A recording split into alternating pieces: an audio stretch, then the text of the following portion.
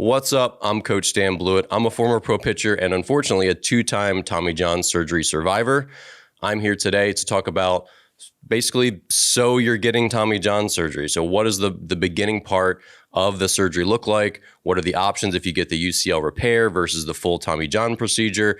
What is it going to look like in basically in months 0 through 4?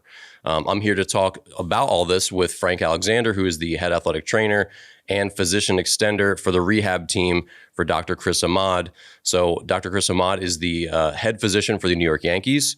So when he has injured players from the Yankees and also for many other college teams in the area and players really all over the country, Frank is one of the team helping to rehab and get those players back on the field. So he has a wealth of knowledge on not only Tommy John rehab, but just all throwing injuries in general. So our topic today is, what does surgery look like? Obviously, I've been through this. Frank's been through this as a trainer, helping players through the rehab.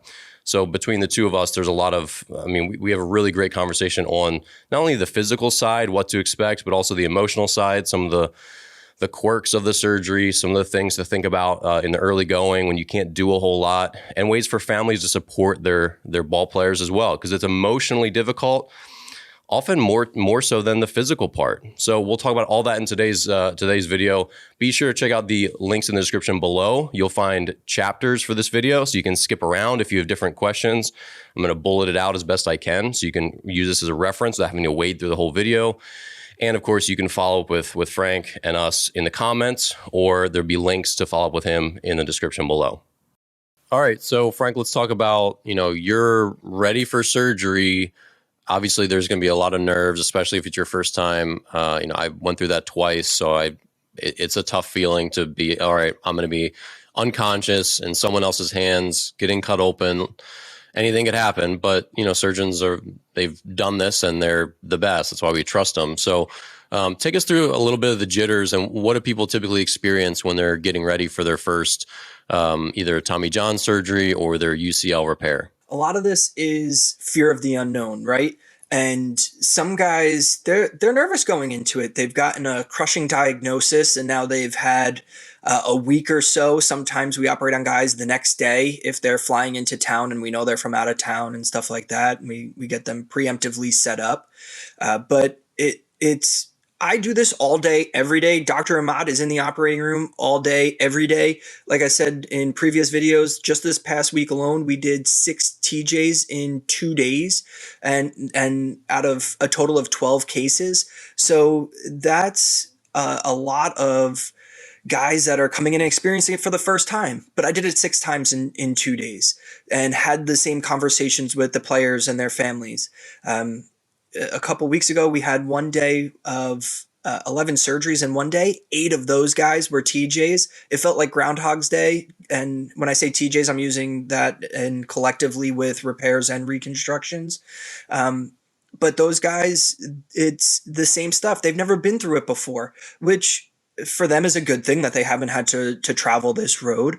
But on the other side, it's the fear of the unknown and they don't know what to expect. And it can be unsettling for some guys that they don't know what anesthesia is going to be like. Maybe it's not just their first elbow injury. Maybe it's their first injury in their entire life and they're 23 years old and a senior in college or in their first year in pro ball. Yeah, it's definitely scary. I remember it's funny that a lot of times you'll get these done really like at the butt crack of dawn, right? I think both of my surgeries were like 7 a.m. or something, and we're showing up there very early. And it's this big monumental moment where you're like, man, like the rest of my life, like is it going to be like, and then you get it done and it's like 9:30 in the morning. You're like, oh, okay, well, what do I do with the rest of my day? Like, you want to go to Chipotle? Like, what do we do now? The rest of the day is really surreal. I remember my second one, I got it done in Cincinnati and there's like this huge mall, pretty close. I couldn't remember what it was, but like my buddy, I had a teammate actually drive me up, another starting pitcher who wasn't going to pitch on my surgery day. So he drove me up from Evansville, Indiana to Cincinnati, stay with me, which was really kind of him. Like we went to Cheesecake Factory, like got lunch and I'm eating with my left arm. And it's just like, this is so weird because it's such a big thing. And then you wake up from surgery, you walk out of the hospital after, having an hour to kind of come back from the anesthesia and get some orange juice and stuff like that. But then you just like, you have like a normal day. You feel like it's this whole big thing, but you come out the other side and you're like, well, here I am. my arm, like, this is really sad. I'm disappointed about this. This sucks, but it's like over. And now you're just starting the next part of that marathon. So what do the next, initial couple of weeks look like from a rehab perspective? Yeah. So, and again, to your point, some guys, we actually had a patient, and it happens commonly. He had a nightmare a couple days before surgery that about anesthesia, and it's so hard to kind of tell those guys, hey, you're going to be okay, until they come out on the other side and they're like, hey, you know what? That wasn't as scary as I thought it was. So, but once you're on that other side, no matter if you had a repair or a reconstruction, the first couple of days look the exact same. In our practice, you're in a brace for about a week, and usually within the 5 to 7 days, you're starting up your rehab. Again, other doctors do things differently, but usually I would say the large majority of athletic trainers that I've encountered and PTs that take care of a lot of baseball players, we generally follow the same kind of protocol in the initial phases of rehab. There's going to be some discomfort there. I don't like to say pain because everybody's pain threshold is different, but that's to be expected. You just unfortunately had surgery. So if there's something that you're worried about in terms of pain wise, then talk to your athletic trainers, your doctors, their staff. They'll be able to help guide you best. Yeah. From my own experience, having done this twice, I was in a surprisingly low amount of pain. Like, I don't know. Frank, it's possible that I might be a cyborg. I don't know. Although I guess if I was a cyborg, I wouldn't have had blown my elbow out twice. I'd probably be built better than that. But I had like minimal pain. I didn't take the pain meds after either surgery. I took one dose, the first one, because they told me that I should, because it would make me just feel mentally easier if I'm not stressing about being in pain. But I took one dose, didn't feel great in my stomach, and then was like, I genuinely don't have enough pain to need this. Obviously, everyone's experience is going to be different. I'm not telling anyone to not take the pain medication. You should do what your doctor tells you to do. But like for me, it was surprisingly not painful. Obviously, like your scar is still healing and is kind of oozing, and like the stitches, they have to heal. That's one of the first things that has to heal after a couple of weeks. And you're wearing a plastic bag over your arm so you can shower without getting it wet, all that sort of stuff. And I think I sort of had to add just like a little squeezy ball that I was just like gently squeezing, even like the day of after surgery, just starting to get some blood flow. So what are some of the other like first couple week things that people should expect? So I just want to kind of blanket statement that pain medications are different. So some medications that we use are typically non-narcotic. There is heightened awareness and concern for good reason with narcotic pain medications, oxycodone, Percocet, stuff like that. So every doctor uses a different variation of, and when we say pain medications, that's a blanket statement. We actually prefer to stay away from narcotics if we can. There are doctors in different specialties, and this is just in orthopedics in general, that maybe they do a hip or knee replacement and they give oxycodone to their patients. Again, every doctor, check with your doctor. That is a good conversation to have with them to see what their philosophy is, because you want that to kind of line up. And that's a big part of those first, at least the immediate 24 hours after surgery. Sometimes I always tell patients when they say, what should I expect in terms of pain? Usually the night of surgery, the day after surgery are generally the height of it, and then it tapers down from there. Again, everybody is different, so I don't want to speak specifically to like 16 to 18-year-olds, because again, as we've talked about with this recurring theme of everybody is individualized, pain is something that is extremely individual. Yeah, for sure. Those first couple of days are kind of just your recoup days. Chill out on your couch. Some guys change their diet knowing that they're not going to be able to get on a treadmill and run right away, or go for a run and you can get work fat out. for sure. Yeah. It's good. Eat lots of vegetables and fruits, healthy things. Yeah. Because I mean, and this is common with a lot of younger players, especially who've never had to worry about their diet too much. When you're in high school, you're running around constantly, you're burning a lot of calories. You'll be a lot less active in those first bunch of weeks, and really just in the first couple months in general. So yeah, a good diet is important. And to touch on that, I took the mindset of books. I was really big into nutrition in college, and I still obviously find it extremely valuable and important in just human health in general. But in college, my mindset with my first elbow surgery was, if this is a new house I'm building in my elbow, I want it to have the best materials possible. So I ate a just dump truck load of vegetables and fruit because I wanted every nutrient possible to help repair my ligament. Like that was my mindset. And I think that's important. We know that if you were just going through malnutrition after surgery, you wouldn't recover very well. And so the opposite is true as well. If you have immaculate nutrition, like you're eating really healthy food, it's going to help your healing. Like we know food is medicine sometimes. I'm not just saying that's going to affect your outcome, but eat healthy. Just think of everything that you could do to benefit your surgery. And there's no downside and potentially some upside to eating really, really healthy. Yeah, that's a really good point, because if you're sitting on the couch playing video games, eating Twinkies and Yodels, then you're not really going to be doing yourself a disservice. Because is that a thing? Yeah, what's a yodel? a yodel? You never had a yodel growing up? No. There's Is that the only way to spiral explain thing? it. Yes, Okay, exactly. okay, all right. That's it. Okay. But you're doing yourself a disservice, because then when it gets time to go start throwing, your rehab alone isn't going to get you there. Rehab, if it's done by an excellent baseball specific physical therapist, is going to be super effective for you. But that is not something to rest on. You need to really look at this from call it holistic approach. And just to kind of back up and talk about patients in general, not just baseball players, people that smoke have pouring healing potential. So the more healthy your lifestyle is, maybe you're a newly 21-year-old college pitcher who enjoys going out on Saturday nights. During this rehab, you might find yourself in some dark places and need to go out on Saturday night. It's one thing to blow off steam. It's a different thing to have a healthy lifestyle. Yeah, for sure. And if there's one thing I would go back and do differently is I would walk more, especially in the early parts. Like it's not a normal thing for kids or for college players, just like go on walks. It's something that old people do. But like I live in the city, I walk 30, 40 miles a week most weeks. And walking is just it's good for your mood, especially again, when you're in this like emotional dark place, like you're pretty bummed out. You're pretty disappointed that you've got a long way ahead of you to get back on the baseball field. Going out for a walk in the sun, getting blood flow, burning some calories, just like being out of the house, really good emotionally and physically. So especially in that early month, just do things to be active, do things to be healthy, eat really good food, be social, like Frank said, but also you can be social without filling your body with alcohol and poisons and all that other stuff. So you gotta find a good balance. But again, your body's your temple. So this is definitely a time to flex that and give yourself as much healing opportunity as you can. It's also a great time if your family has a dog. Take that dog on a walk. Yeah, Don't walk obviously Fluffy. we don't want you Fluffy holding the needs you. leash.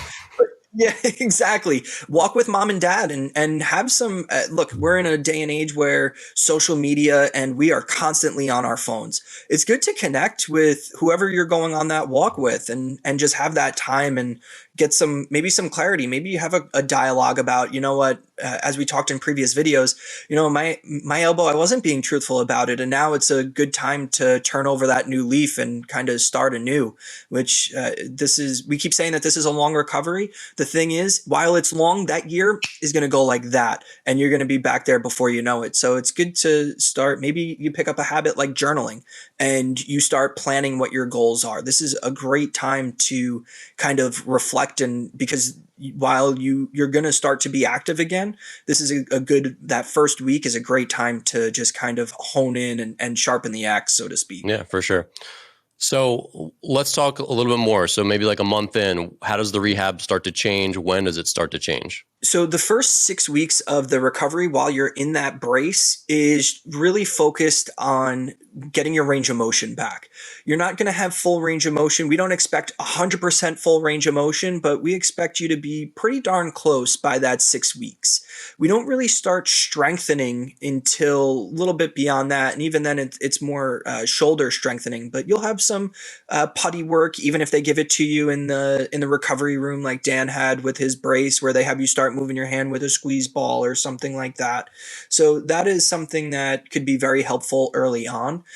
We actually don't shut guys down completely from going to the gym. We let guys kind of do lower body and some modified core work, body weight squats, or if you have somebody that can help you with a weighted vest, you could be doing that within a couple of days of surgery, as long as it's in a very controlled, very predictable, and safe environment. If you're going to be going on your own at home and you got box jumps in your basement and you got a dog running around, that's a horrible idea. So make sure you're doing this with your athletic trainers at school, strength and conditioning coach who's working in conjunction with them and your PT. This is a team effort, and really making sure that while you're not going to be running right away, you're still able to stay some kind of level of activity.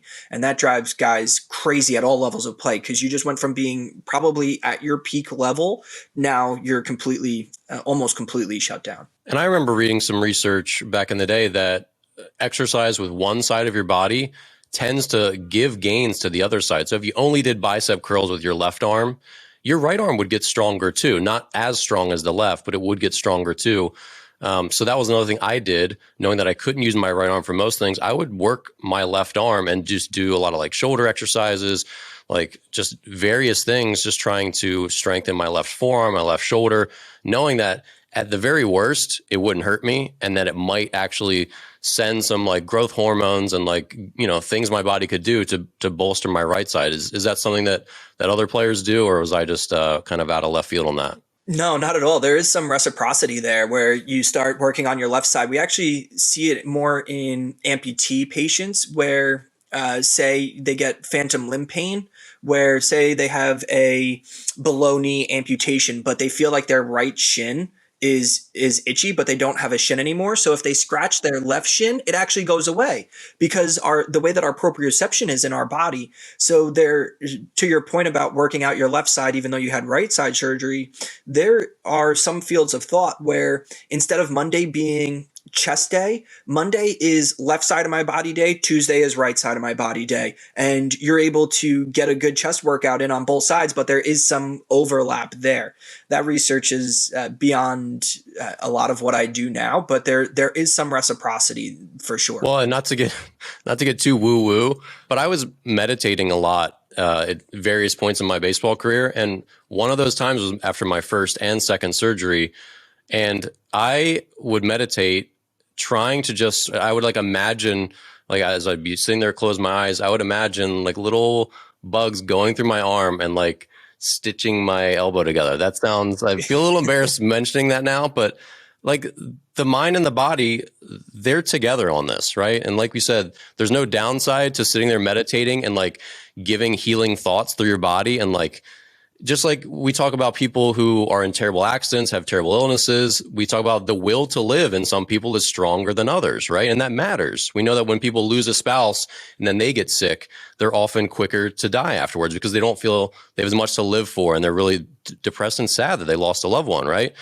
When you have something to live for, you have something to work for, that mind-body connection does help healing. Maybe we can't measure it very much, but I think it's valuable. And so like I did a lot of outside the box kind of stuff because I just love baseball so much and I wanted to get back on the field, and the meditation I felt like was valuable to me. If for nothing else, just for my state of mind, that I had some control, that I felt I could sit there and control to some extent, maybe it was zero, my healing. I was just trying to send good vibes and like send in the construction crew to fix my elbow. So, you know, again, just like don't think that everything is completely outside of your power, like your nutrition, your mindset, all these different things, they play into the healing, especially when your rehab isn't super exciting and you're not doing tons of cool stuff yet. Yeah, you know, in Clean Your Cleats, you brought up a good point about quiet time. Our minds are constantly at work, and sometimes it's nonstop. For me, in what I do day to day, especially in the middle of baseball season,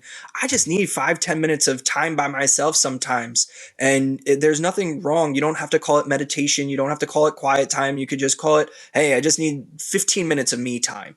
And you just put your mind like at rest. There's so many other visualizations that you could be doing. Even then, practice those concepts of how everybody says think good, look good, feel good, play good. But the thinking part, hey, you visualize yourself striking out the number 4 hitter in the bottom of the 9th inning with the bases juiced and 2 out, chances are you could, when that situation comes up, that could be super helpful for you even a year before while you're having Tommy John surgery.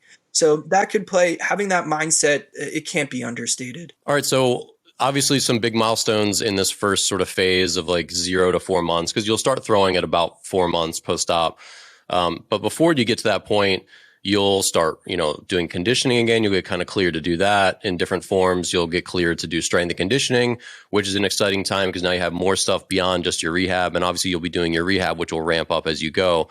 But, there's conditioning, there's rehab, and then there's strength training. So when do you start the strength training, Frank? So it depends on, when we're talking about strength training, we start shoulder strengthening right around when you get out of your brace. So that's the first milestone that guys love following surgery. Hey, when can I ditch this brace? I don't need to sleep in it anymore. I can kind of feel normal again with my elbow.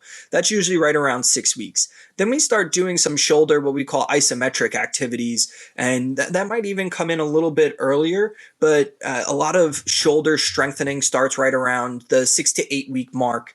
And then usually around 3 months, maybe a little bit sooner, maybe 10 weeks or so, we start letting you run again. First off, it's in a safe environment. Maybe it's just straight ahead on a track where there's not bumps and divots and stuff like that, where you're going to be safe. God forbid you fall.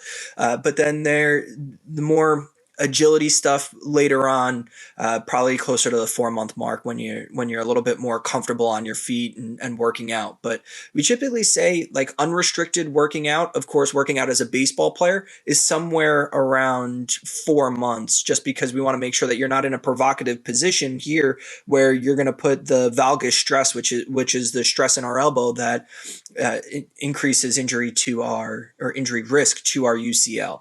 So that's, the UCL prevents valgus stress. So we want to avoid valgus stress while you're recovering. Yeah. And that could be a whole separate video. We won't go too much into like the do's and don'ts, but it's really important to get a good strength coach that you work with in person, who knows the ins and outs, who can coordinate with your rehab team and say, hey, this is our workout plan. Do you guys approve of this? Is this stuff okay for him? What exercises would you not, like certain variations of squats, probably not best, like a back squat versus like a safety bar squat would be, safer on the elbow, stuff like that. And just assessing risk and reward for exercises. Like my second surgery with an unknown, like, hey, this is my second time. This is going to be hard to come back from. I just didn't do any upper body strength training until like month, I want to say like 6 or 8. I was just like, I can get strong without this. I did a ton of squats that didn't put my arm up here.